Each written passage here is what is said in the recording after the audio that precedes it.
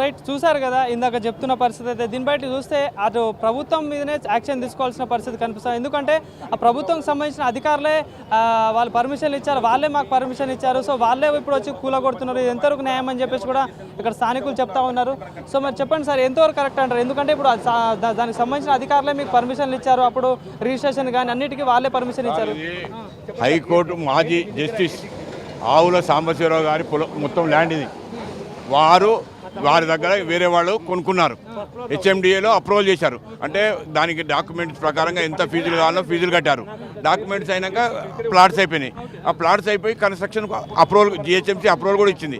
అంటే HMDA approval ఉంది, as well as GHMC approval ఉంది. జిహెచ్ఎంసీ అప్రూవల్ అయినాక కొనుక్కున్నాం. మేము రిటైర్ అయిన వాళ్ళం కాబట్టి మేము కొనుక్కోవాలని కొనుక్కున్నాం. ఒకటి కొనుక్కున్నాక అన్ని అప్రూవల్ చూసినాం. GHMC house construction approval, HMDA approval చూసిన తర్వాత కొనుక్కున్న తర్వాత ఇక ఈ విధంగా ఇప్పుడు హైడ్రా అని వచ్చేసి ఈ విధంగా చేస్తున్నారు. మరి మేము సంపాదించిన పైసలన్నీ కొనుక్కొని షెల్టర్ ఉండాలనుకొని కొనుక్కున్నాం. మరి అలా ఇది చేస్తే మేము ఇంకా వేరే మార్గం లేదు మాకు. ఇక కొన్నిసార్లు ఇన్ఫార్మ్ అయినా చేశారా సార్? మరి ఇంత జరుగుతుంది లేదు, నోటీసు లేదు, మాకు ఇన్ఫర్మేషన్ లేదు, నోటీసు లేదు. మాకు జిహెచ్ఎం రిజిస్టర్డ్ డాక్యుమెంట్స్ ఉన్నాయి, మా దగ్గర డాక్యుమెంట్స్ అన్నీ ఉన్నాయి. కానీ మరి ఎట్లా చూడొచ్చు సార్? ఎందుకంటే అటు గవర్నమెంట్ సంబంధించిన అధికారులే పర్మిషన్ ఇస్తా ఉన్నారు, మరి అదే అధికారులు వచ్చి కూలగొడతా ఉన్నారు. అదే మరి ఎవరు దేని విషయంలో ప్రజలకు సహకారంగా ఉండి హెల్ప్ చేసే విధానం వాళ్ళే ప్రభుత్వమే చేసేస్తే ఇంకేం. ఇప్పుడు ఏదైనా ఎవరైనా పక్కవాడు స్కూల్ పిల్లడు ఏం చేస్తాడు, స్కూల్ పోతాడు, వాడు కొడితే ఎవరికి చెప్పుకోవాలి? టీచర్కి చెప్పుకోవాలి. టీచర్ కొడితే ఎవరికి చెప్పుకోవాలి? ప్రిన్సిపాల్ కొడితే ఎవరికి చెప్పుకోవాలి? అమ్మ నాన్నకి చెప్పాలి. ఇప్పుడు అమ్మ నాన్ననే కొట్టిండు గవర్నమెంట్, ఇంకెవరికి చెప్పుకోవాలి సార్? మీరు గమనించండి, అందరూ గమనించండి. ఇప్పుడు అమ్మ నాన్ననే మనల్ని కొట్టిండు, ఇంకెవరికి పోతాడు? వాడు చచ్చిపోవాల్సిందే వాడు, అంతేనే కదా? ఇదంతా ఎఫ్టీఎల్ బఫర్ జోన్ లో ఉన్న ఏరియా అని చెప్పేసి కూడా అధికారులు చెప్తా ఉన్నారు. కాదండి, బఫర్ జోన్ ఎందుకు ఇచ్చారు? నేను అనేదంటే ఆల్ డాక్యుమెంట్స్ అన్ని ఎందుకు ఇచ్చారు? మరి మీరు కరెక్ట్గా చెప్పారు. మీరు ఆన్సర్ మీ దగ్గర నుంచి కరెక్ట్గా వచ్చింది నాకు.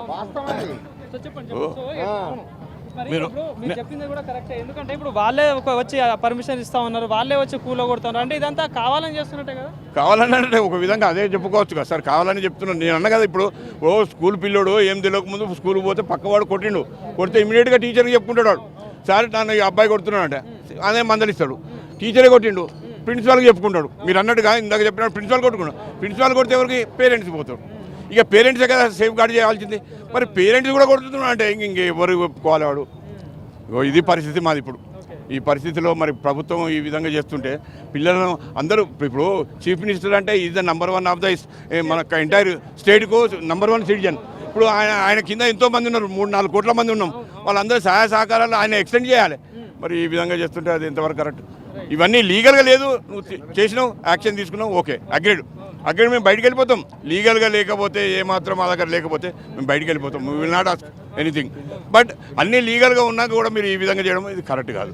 అది అంతే, అంతకంటే చెప్పుకునేది ఏముంటుంది? ఇదే పదే చెప్పుకునేది ఇదే. ఇక పర్మిషన్ కానీ ఫస్ట్ నుంచి పర్మిషన్ ఇచ్చి ఇదంతా చేసినప్పుడు ఫస్ట్ ఆఫీసర్లను పిలవాలి, వాళ్ళని అరెస్ట్ చేసుకొచ్చి ఈడ వాళ్ళని నిలబెట్టి చేస్తే దానికి అందరూ ఒప్పుకుంటారు.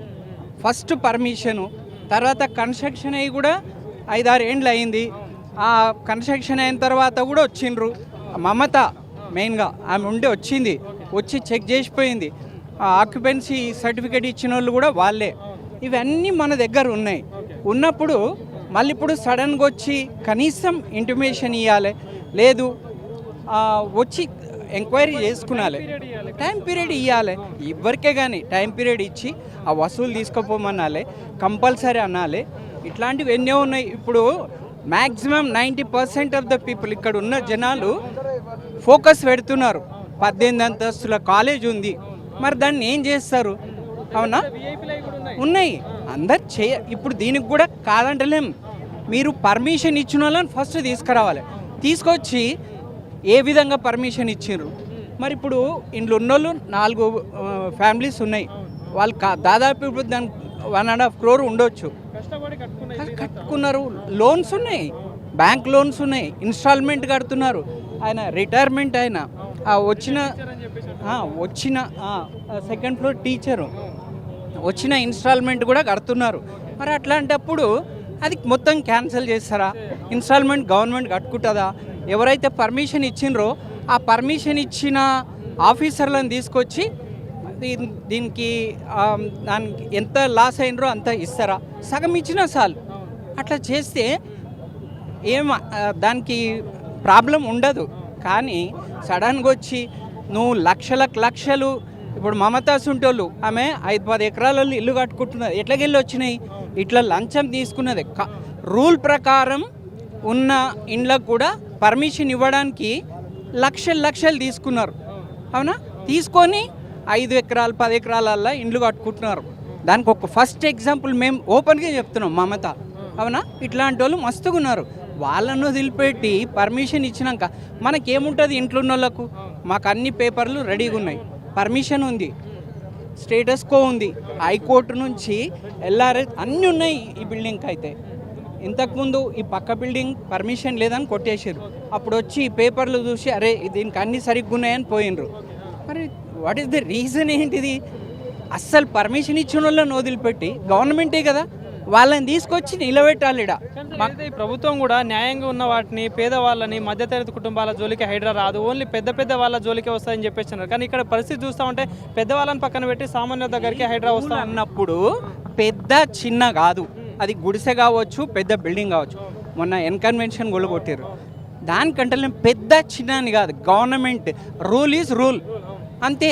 ఒక గవర్నమెంట్ ఒక జియో తీసిందంటే దానికి బీదోళ్ళు పెద్దోళ్ళు కాకపోతే బీదోళ్ళను కూడా వాళ్ళకి వేరే ప్లేస్ ఎక్కడన్నా చూపించాలి, టైం ఇవ్వాలా, వాళ్ళకు ఒక అవకాశం ఇవ్వాలా. పెద్దోళ్ళు అనే అది వేరే విషయం. కానీ రూల్ అన్నప్పుడు, జియో అన్నప్పుడు అందరికీ సేమ్ ఉంటుంది. వాళ్ళు పెద్దోళ్ళది విడిచిపెట్టిర్రు, చిన్నోళ్ళది కొట్టేస్తున్నారు అని కాదు. అంటే దీన్ని బట్టి చూస్తుంటే ఏదైతే అధికారుల మీద ఫస్ట్ యాక్షన్ తీసుకున్న తర్వాత ఇదంతా చేపట్టాలని చెప్పేసి ఫస్ట్ అది. ఇప్పుడు సార్ చెప్పినట్టు ఒక టీచర్ పిల్లాడు దెబ్బతిన్నాడంటే టీచర్ ఆయన యాక్షన్ తీసుకోకపోతే అవతల మళ్ళీ ఇంకా పెద్ద వెళ్ళే వల్ల పోవాల్సి వస్తుంది. కాబట్టి అది రీజన్. పర్మిషన్ ఇచ్చిన వాళ్ళు జిహెచ్ఎంసీ కమిషనర్ ఎవరో ఆ ప్లాన్ టౌన్ ఎస్ అది దానికి 100% మేము ఒప్పుకుంటాం. వితిన్ 1-2 డేస్లో మేము కాల్ చేయడానికి రెడీ ఉన్నాం. కానీ అసలు వాళ్ళని విడిచిపెట్టి వాళ్ళు లక్షలు లంచాలు తీసుకొని పోయి మంచిగా ఇండ్లు కట్టుకొని వాళ్ళు ఉంటే వాళ్ళని విడిచిపెట్టి వాళ్ళ మీద ఏం చేస్తున్నారు? చాలా. ఇప్పుడు దాదాపు కట్టి 5 ఏండ్లు 6 ఏండ్లు అయింది. ఒక్కొక్కరికి 2 కోట్లు నష్టం. అది గవర్నమెంట్ దాని ప్రకారం పక్కకు గులగొట్టినప్పుడు సరే అది 5 అంతస్తులు కట్టుకున్నాడు ఆయన, అప్పుడు పర్మిషన్ లేకుండే. దీనికి పర్మిషన్ ఉన్నది, అవతల కూడా పాపమైన పర్మిషన్ తీసుకొని అన్ని రూల్ ప్రకారమే కడుతున్నాడు. ఇన్ఫర్మేషన్ ఇవ్వకుండా, నోటీసులు ఇవ్వకుండా వచ్చి కూల్చడం ఎంతవరకు కరెక్ట్ సార్? ఇదంతా అదే కదా, ఇన్ఫర్మేషన్ ఇవ్వాలి, నోటీసులు ఇవ్వాలి, ఫైనల్ చేయాలి, ఆ ఆఫీసర్లను తీసుకురావాలి, వాళ్ళని మన ముంగల నిలబెట్టి మరి వాళ్ళు ఏం జవాబు చెప్తారు, వాళ్ళ మీద గవర్నమెంట్ ఏం యాక్షన్ తీసుకుంటుంది, అది మనకు కావాల్సింది. ఎస్ ఎఫ్టీఎల్ ఉన్నది, బఫర్లు ఉన్నది, కూలగొట్టండి అన్నీ. ఇంకా అది గవర్నమెంట్కు దేనికైనా రెడీ రెడీ. అవునా? ఇది మాకు ఒక్కరికి కాదు, హైదరాబాద్ పబ్లిక్కి భూములు మిగులుతున్నాయి. 100% మేము సహకరిస్తాం. కానీ ఆ ఆఫీసర్లను తీసుకొచ్చి దీని రీజన్ చెప్పాలి, పర్మిషన్ ఎట్లా ఇచ్చిర్రు అప్పుడు. అవునా? అది కూలగొట్టినప్పుడు ఇక్కడికి వచ్చి ఎస్ ఇది బఫర్ జోన్కు 4 గజాలు అవతల ఉన్నదని చెప్పిర్రు ఈ బిల్డింగ్. మరి ఇప్పుడు దూరమే ఉన్నదని చెప్పినాకనే మేము ఉరుకున్నాం. ఆ మమత వచ్చి గంట సేపు నిలబడ్డది, పనులు ఆపండి అని. ఏ విధంగా ఆపమంటున్నారు, వచ్చి చూపిండి అన్నాం. అయితే చూపించి పేపర్లన్నీ చూసి అరే ఇది బఫర్కు కొంచెం 5 గజాలు దూరంలో ఉన్నదని పోయింది ఆమె. మరి ఇట్లా అన్నప్పుడు మేము అనేది ఒకటే బాబు, ఆఫీసర్లను వదిలిపెట్టి ఇక్కడ ఆస్తులు కూడగొట్టుకున్న వాళ్ళ ఆస్తులు పోగొట్టడం అనేది కరెక్ట్ కాదు. అది గతంలో ఇప్పుడు గత 10-20 సంవత్సరాలు ఎన్నో ప్రభుత్వాలు వచ్చాయి, కానీ ఇలాంటి పరిస్థితి ఎప్పుడైనా చూసారా సార్? ఇది తప్పు అని కూడా అనలేము మనం గవర్నమెంట్ను. ఎన్నో పెద్ద మంది ఇప్పుడు అమీన్పూర్లో ఇప్పుడే టీవీలో చూసిన అమీన్పూర్లో ఎక్కడ రాయలసీమ కాటసాని రాంభూపాల్ రెడ్డి వచ్చి తెలంగాణ దాంట్లో హైదరాబాదు మధ్యలో కోట్ల రూపాయల ఆస్తి పెట్టే భూములు 20 ఎకరాలు కబ్జా పెట్టారు. అట్లాంటివి అది 20 ఎకరాలైనా అంతే, గవర్నమెంట్కు ఒక 10 గజాలైనా అంతే.